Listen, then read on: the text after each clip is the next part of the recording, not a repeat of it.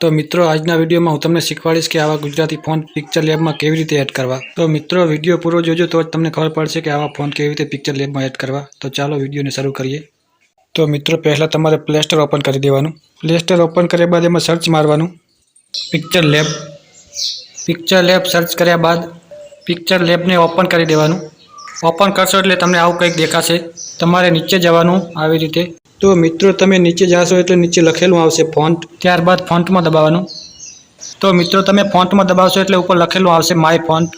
પછી મિત્રો તમે જે ગુજરાતી ફોન્ટની ફાઇલ ડાઉનલોડ કરી છે એ ફાઇલ ખોલી દેવાની। તો મિત્રો તમારી પાસે ગુજરાતી ફોન્ટની ફાઇલ ના હોય તો તમે ડિસ્ક્રિપ્શનમાં લિંક ખોલીને ઓપન કરીને ડાઉનલોડ કરી શકો છો।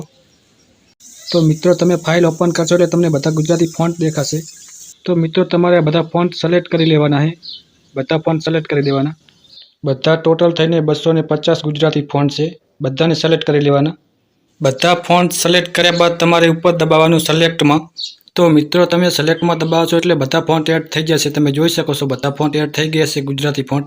તમે નીચે લઈ જઈને બધું જોઈ શકો છો કેટલા ફોન્ટ આવી ગયા છે। 250 ફોન્ટ છે ટોટલ ગુજરાતી ફોન્ટ, તમે બધા યુઝ કરી શકો છો। તો મિત્રો તમે આ ગુજરાતી ફોન્ટ યુટ્યુબ થંબનેલ બનાવવા માટે યુઝ કરી શકો છો। તો મિત્રો આ બધા ફોન્ટ અલગ અલગ સ્ટાઇલમાં છે, તમે જોઈ શકો છો। તો મિત્રો વિડીયો ગમ્યો હોય તો વિડીયોને લાઇક કરજો, શેર કરજો અને ચેનલને સબસ્ક્રાઈબર કરજો। તો ચાલો મિત્રો મળીશું નેક્સ્ટ વિડીયોમાં।